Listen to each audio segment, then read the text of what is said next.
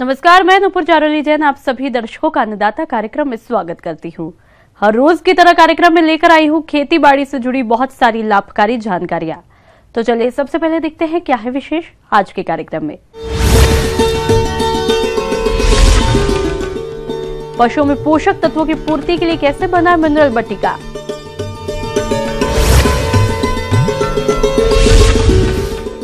सब्जी वाली फसल में नेमाटोड की समस्या और इसका नियंत्रण।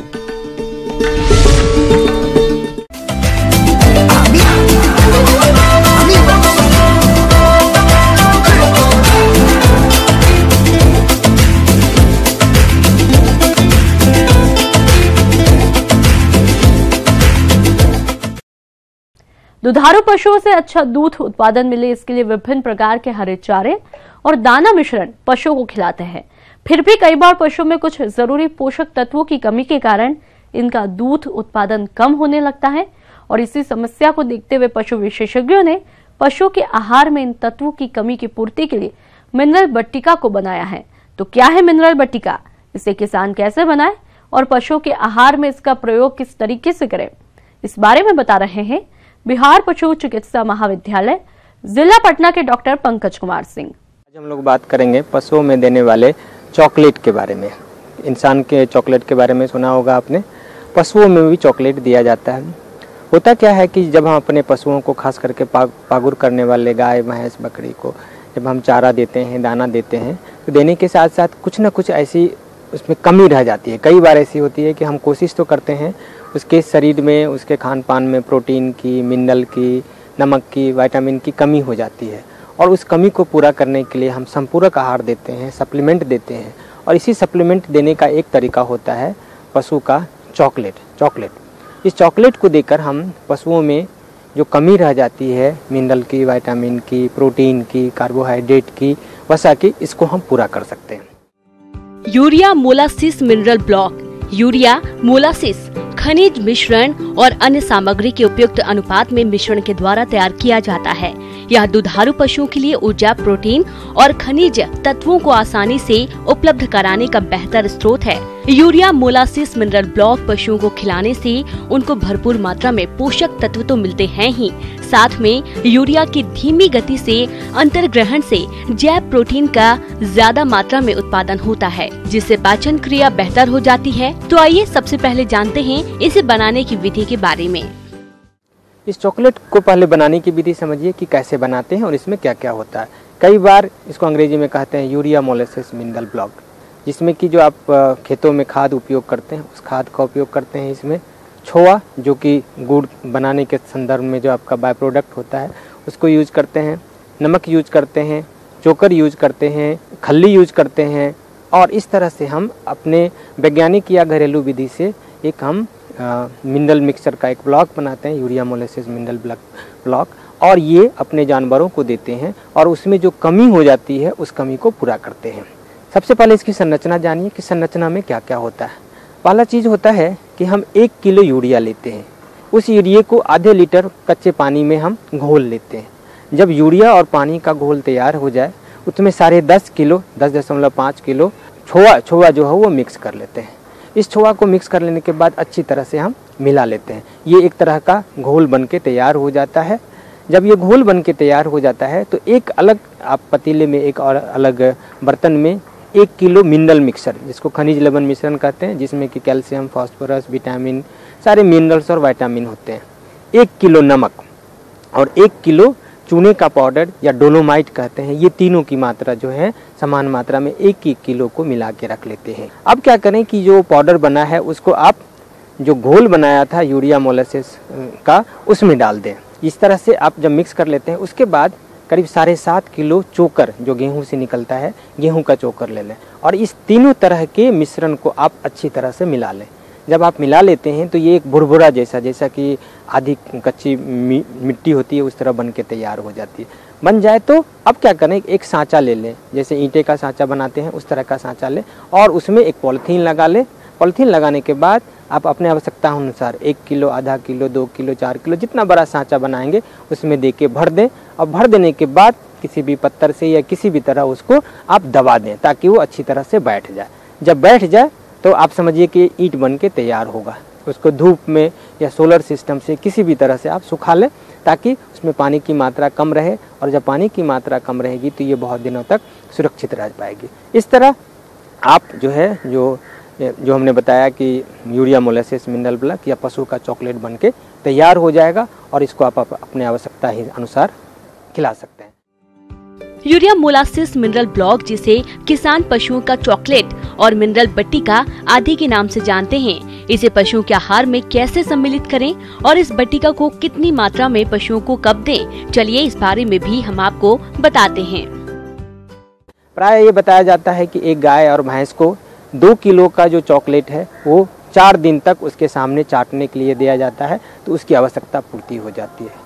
कई बार चॉकलेट को जानवर तोड़ भी देते हैं, तो उसको एक पतीले में डालें और कुछ देर के लिए उसके सामने चाटने के लिए रखें, ताकि अपने आवश्यकता हिसाब से वो जो मिनरल, विटामिन, प्रोटीन, कार्बोहाइड्रेट या नमक की कमी होगी उसकी आवश्यकता वो पूर्ति कर लेगी। और इस तरह अगर आप चॉकलेट अपने जानवरों को देते हैं तो उसकी दूध की उत्पादकता बनी रहेगी, वसा बनी रहेगी, उसके शरीर में कोई कमी नहीं होगी और आपकी गाय की उत्पादकता और प्रजनन क्षमता जो है बनी रहेगी।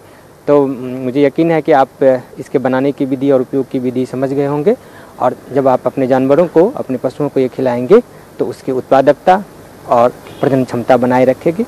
आप निश्चित रूप से इसका उपयोग करेंगे। इस प्रकार पशुपालक भाई यूरिया मिनरल बट्टिका के द्वारा पशुओं में होने वाली खनिज और लवण की कमी की पूर्ति कर सकते हैं, साथ ही इनसे अच्छा दूध उत्पादन भी ले सकते हैं। चलिए अब रुक करते हैं अगली कड़ी की तरफ।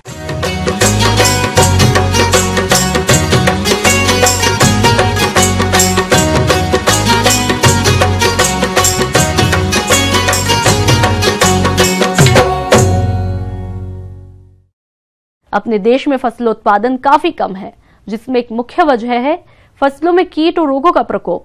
अगर बात करें नेमाटोड की, तो इसके द्वारा जड़गांठ रोग कई फसलों में होता है, जिसके कारण फसलें नष्ट हो जाती हैं। तो किसान भाई समय रहते नेमाटोड का नियंत्रण कैसे करना है, इस बारे में जानते हैं सहायक कृषि अधिकारी डॉक्टर मनीषा शर्मा से। जो किसान भाई सब्जी की फसलें ले रहे हैं, उनमें जैसे टमाटर, कद्दू वर्गीय, बैंगन, मिर्च, भिंडी, उन फसलों में जड़ गांठ की समस्या आती है। जड़ गांठ एक सूत्रकृमि निमेटोड के द्वारा होती है। किसान भाइयों, सूत्रकृमियों द्वारा अपने लगाई गई सब्जियों में भारी नुकसान पहुंचाया जाता है और किसानों को यहाँ तक कि पता भी नहीं चल पाता है कि ये पौधे किस कारण से सूख रहे हैं। तो आप किस प्रकार से पहचाने कि आपकी फसलों में सूत्रकृमियों का प्रकोप हो गया है, आइए जानते हैं। इसमें जड़ों में गांठें बन जाती है। जो निमेटोड है वो जड़ों में रह के रस चूसते हैं, पौधा बढ़ नहीं पाता, छोटा रह जाता है और इससे फसलों में उत्पादन बहुत कम होता है। जैसा कि अभी आपने सूत्रकृमियों द्वारा सब्जियों में नुकसान के बारे में जाना, अब आपको इसके नुकसान को देखते हुए जरूरी हो जाता है कि आप समय रहते इनके नियंत्रण हेतु उचित कदम उठाएं, ताकि आपको अपनी फसलों से आशातीत उत्पादन मिल सके। निमेटोड की रोकथाम के लिए अच्छा है कि अपन फसल चक्र अपना कर जिन फसलों में निमेटोड नहीं लगता, जैसे कि मिर्च, टमाटर में राजमा, मटर ले लें, अपन मक्का ले लें, इससे निमेटोड नहीं लगेगा। कार्बनिक खाद का उपयोग करें। अपन कार्बनिक खाद का उपयोग जुताई के समय कर सकते हैं, बीज बोने के समय कर सकते हैं, या पौध लगा रहे हैं उस टाइम कर सकते हैं। पौधे लगाने के 20 से 25 दिन पहले, जैसे कि नीम की खली, सरसों की खली, आरंडी की खली आदि अपन खेत में डाल सकते हैं। और इसके लिए निमेटोड को आकर्षित करने के लिए रक्षक फसलें लगा सकते हैं। जैसे टमाटर, खीरा, बैंगन में गेंदे के पौधे लगाने से निमेटोड को गेंदे के पौधे आकर्षित कर लेते हैं, जिससे मेन फसल होती है टमाटर इनमें नहीं लग पाता और टमाटर को इनको नुकसान नहीं पहुंचा पाता। जो रोगग्रस्त पौधे दिखे अपन को, जिनकी अपन उखाड़ के भी देख सकते हैं, और जिन पौधों की वृद्धि नहीं हो रही, उनको उखाड़ के देखने से इनकी जड़ों में गांठें दिख जाती है, उन पौधों को अपन उखाड़ कर जला देना चाहिए। मृदा का सॉइल सैनिटेशन करना चाहिए। मृदा में सिंचाई के साथ सिंचाई करके 15 से 30 सेंटीमीटर की गहराई में जुताई करके 4 से 5 सप्ताह तक पॉलीथीन से ढक देना चाहिए, जिससे कि निमेटोड खत्म हो जाएगा। और टमाटर मिर्च की इनकी रोग प्रतिरोधी किस्में लेने चाहिए। इससे अगर अपन निमेटोड का सही समय पर नियंत्रण कर लिया जाता है तो उत्पादन बहुत अच्छा ले सकते हैं।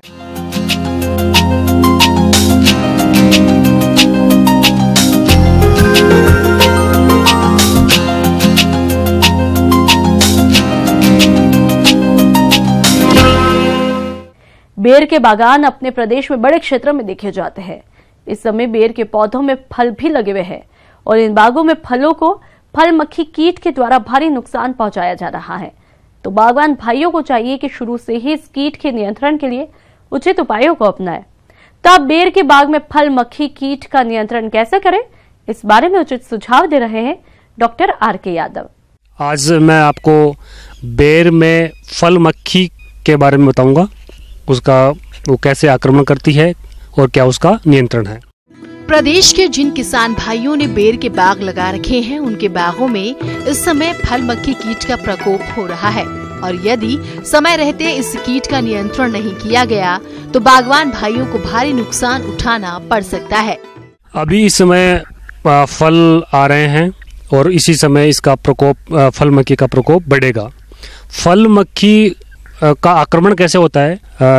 जो वयस्क इसकी मादा मक्खी होती है वो फल के अंदर अंडे देती है और उससे लार्वा निकलता है।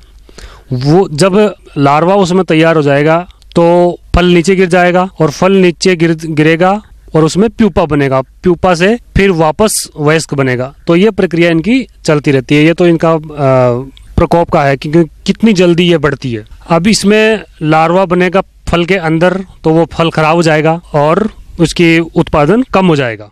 बेर के बाग को फल मक्खी कीट से बचाने के लिए किसान भाई अपने स्तर पर कौन कौन से उपायों को अपनाएं, इस हेतु सुझाव के लिए आइए मिलते हैं।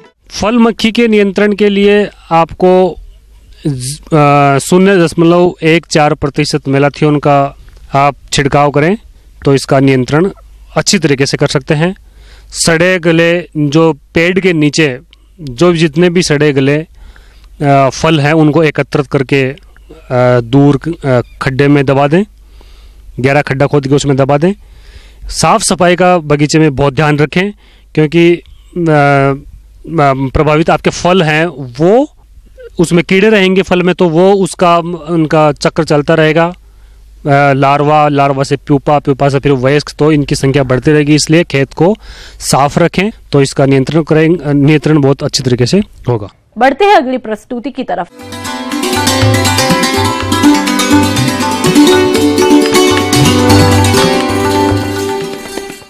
जॉन डियर अन्नदाता हेल्पलाइन निशुल्क फोन संपर्क सेवा के माध्यम से आपके द्वारा पूछे गए प्रश्नों में से 1 या 2 महत्वपूर्ण प्रश्नों को हम अपने कार्यक्रम में शामिल करते हैं। इसी के तहत आज का चयनित प्रश्न और उसका जवाब इस प्रकार है। निशुल्क फोन संपर्क सेवा के माध्यम से पूछे गए प्रश्नों में से कार्यक्रम में आज जो प्रश्न हमने शामिल किया है उसे पूछा है मरथुआ, जिला समस्तीपुर से कमलेश कुमार जी ने। आपने अलसी की फसल लगा रखी है और इस फसल की अच्छी बढ़वार हो, इसके लिए फसल में कौन कौन से कार्यों को करें, इस विषय पर जानकारी चाहते हैं। तो कमलेश जी, आपकी जानकारी के लिए देखिए कार्यक्रम का यह अंश।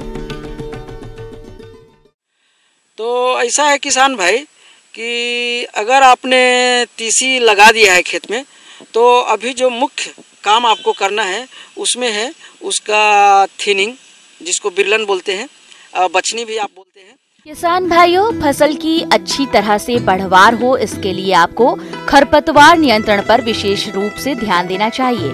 खरपतवारों का प्रकोप होने से फसल की बढ़वार तो अच्छी नहीं होती है, साथ ही साथ उत्पादन में भी काफी कमी आती है। तो आप खरपतवार नियंत्रण किस प्रकार से करें, आइए जानते हैं। और उसके बाद में आप खरपतवार नियंत्रण करें।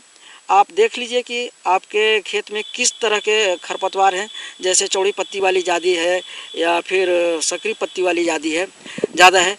तो जनरली देखते हैं कि सकरी पत्ती वाली जो खरपतवार है वो आपके खेत में जैसे इधर है वो ज़्यादा मिलता है, तो इसलिए उसका नियंत्रण करना बहुत ज़रूरी है। उसके लिए आपके पास एक क्विजालोफोप-पी-इथाइल नाम का एक जो हर्बिसाइड है जो बाज़ार में टर्गा सुपर के नाम से मिलता है, अगर उसका 50 से 75 ग्राम सक्रिय तत्व प्रति हेक्टेयर के हिसाब से स्प्रे कर देंगे तो ये जो जितने भी सक्रिय पत्ती वाली जो खरपतवार है उसका प्रभावी ढंग से नियंत्रण कर देगा। किसान भाइयों, इसके बाद बात करते हैं अलसी की फसल में सिंचाई की। प्राय अलसी की फसल असंचित रूप में बोई जाती है, परंतु जहां सिंचाई का साधन उपलब्ध हो वहां पर 2 सिंचाई करनी चाहिए। पहली सिंचाई फूल आने पर तथा दूसरी दाना बनते समय करने पर उपज में बढ़ोतरी होती है। हल्की सिंचाई करने से क्या होगा कि जो भी उसको पोषक तत्व चाहिए वो अगर नमी नहीं है तो पोषक तत्व ठीक से नहीं ले पाएगा, इसलिए एक हल्की सिंचाई करनी जरूरी है जिससे वो अपना पोषक तत्व और नमी ले सके और अपना बढ़वार ठीक ढंग से कर सके। तो जब आपने सिंचाई कर दिया तो उसके दूसरे दिन और शाम में जो आपके पास शेष नाइट्रोजन की मात्रा बची हुई है उसका उपरिवेशन कर दें तो आपका पौधे का जो बढ़वार है वो बढ़िया होगा और आपका इससे जब पौधे का बढ़वार बढ़िया होगा तो आपका उपज भी बढ़िया होगा। किसान भाइयों, अगर बात करें अलसी की फसल में रोगों की तो इस फसल में मुख्य रूप से अल्टरनेरिया झुलसा रोग मुख्य रूप से लगता है। इस रोग का प्रकोप पौधे के सभी भागों पर होता है। सर्वप्रथम पत्तियों के ऊपरी सतह पर गहरे कत्थई रंग के गोल धब्बे बन जाते हैं और इसके बाद शाखाओं, पुष्पक्रमों एवं फलियों को भी प्रभावित करता है। तो इसकी रोकथाम के लिए फसल को बुआई से पहले बीज उपचार करना जरूरी होता है एवं खड़ी फसल में मैनकोजेब 2 ग्राम दवा प्रति लीटर पानी में घोल बनाकर छिड़काव करें। अन्नदाता निःशुल्क फोन संपर्क सेवा की इसी कड़ी में दूसरा प्रश्न पूछा है दुर्गापुर जिला कटिहार से प्रदीप महतो ने। आप कंबाइन हार्वेस्टर की उपयोगिता, इसकी रखरखाव और कीमत के बारे में जानकारी चाहते हैं। तो प्रदीप जी, आपकी जानकारी के लिए देखिए कार्यक्रम का यह है अंश। किसान भाइयों, अभी धान पक करके तैयार हो गया है जिसको कि काटना बहुत ही अति आवश्यक है। किसान भाइयों, आजकल कृषि में मशीनरी का प्रयोग अधिक हो रहा है और अभी फसलें कटाई के लिए तैयार हो गई हैं एवं कटाई भी चल रही है। ऐसे में कटाई के लिए मजदूर कम मिल पाते हैं और फसल की कटाई में देरी होती है। इसीलिए किसान अगर फसलों की कटाई के लिए कंबाइन हार्वेस्टर का प्रयोग करे तो उनकी लागत में कमी आती है। इसके साथ ही कटाई एवं गहाई का कार्य भी जल्दी हो जाएगा। तो क्या है कंबाइन हार्वेस्टर की उपयोगिता एवं कार्यविधि, आइए जानते हैं। तो ये अभी आप देख रहे हैं हमारे पीछे जो है ये कंबाइन हार्वेस्टर है जिसका कि इसका 12 फीट से 13 फीट इसका कटर बार है। इसकी अगर कैपेसिटी देखा जाए तो एक दिन में ये लगभग 10 से 20 हेक्टेयर जो है प्रतिदिन ये कटाई और थ्रेसिंग और सफाई, अनाज की सफाई एक साथ करता है। कंबाइन हार्वेस्टर 2 प्रकार का होता है, जैसे एक ट्रैक्टर चालित कंबाइन हार्वेस्टर, एक स्वतः चलने वाली हार्वेस्टर। अगर आप ट्रैक्टर ऑपरेटेड अगर अब लगाते हैं 60 HP का इंजन वाला तो उससे आपको 10 से 15 हेक्टेयर प्रतिदिन आप उसमें कटिंग कर और थ्रेसिंग और सफाई अनाज का एक साथ आप कर सकते हैं। दूर से कटाई करते हैं तो 1 हेक्टेयर कटाई करने के लिए 20 से 25 मजदूर की ज़रूरत पड़ेगी, जो कि बहुत ही ज़्यादा किसान भाइयों को चुकाना पड़ता है, क्योंकि एक मजदूर को लगभग 200 से 300 रुपया तक उसको चार्ज देना पड़ता है। तो इस टाइप में आपको उसमें बहुत ज़्यादा खर्च पड़ता है और कटाई करने के बाद लगभग 20 से 25 दिन तक पुआल को खेत में छोड़ देने के चलते सूखने के लिए छोड़ दिया जाता है, जिससे कि हमारा गेहूं बुआई में अति लेट हो जाता है।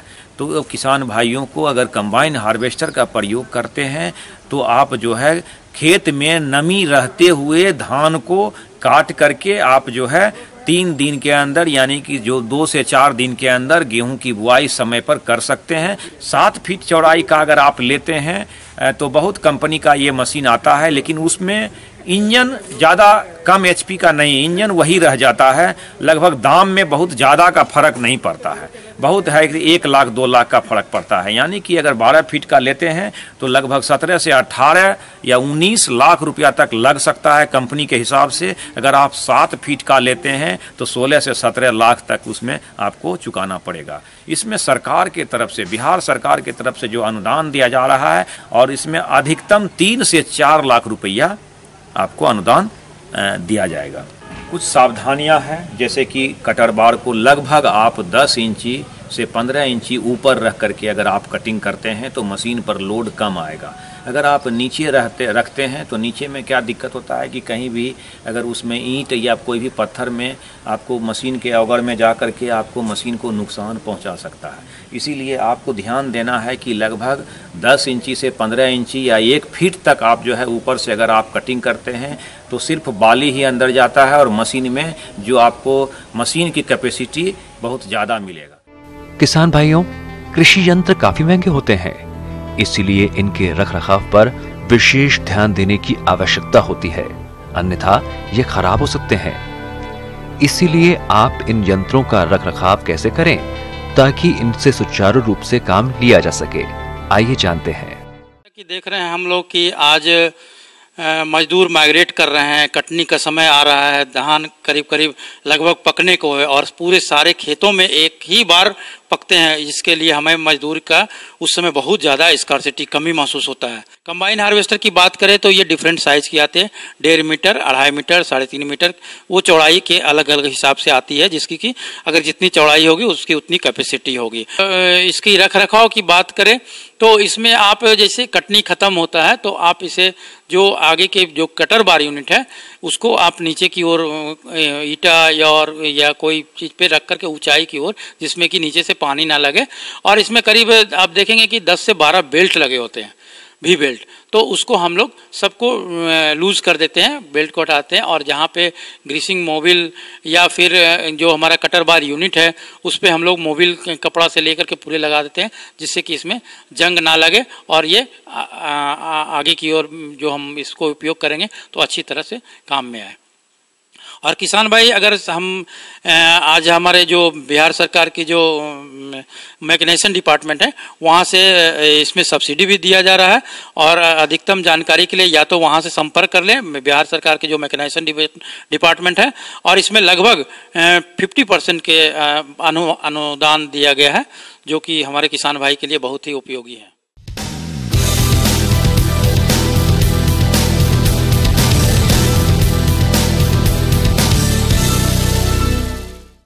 राज्य की विभिन्न मंडियों में कृषि उत्पादों के चढ़ते उतरते बाजार भाव की संक्षिप्त जानकारी इस प्रकार है।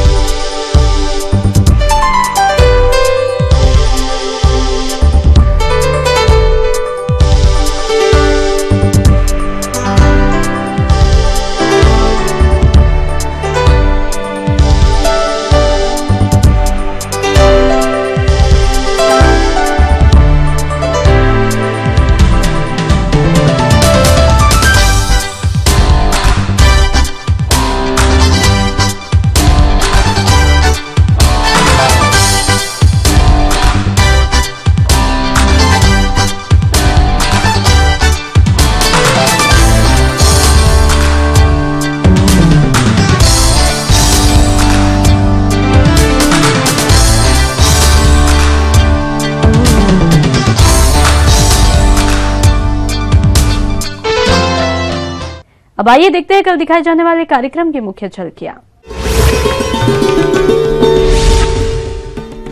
अधिक पैदावार है तो शून्य जुताई यंत्र के द्वारा गेहूं की बुआई।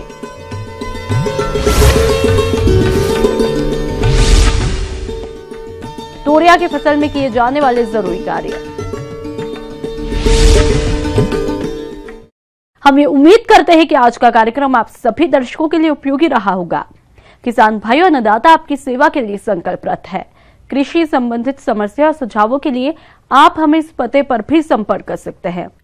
प्रोड्यूसर अन्नदाता ETV Bihar, Jharkhand, Ramoji film city, Hyderabad 501512।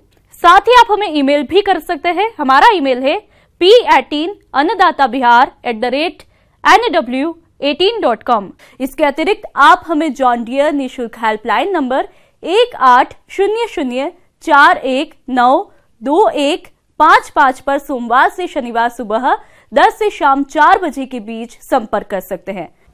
फिलहाल अन्नदाता की पूरी टीम को इजाजत दीजिए। कल फिर इसी समय आपसे मुलाकात होगी कृषि संबंधित कुछ और महत्वपूर्ण जानकारियों के साथ। नमस्कार।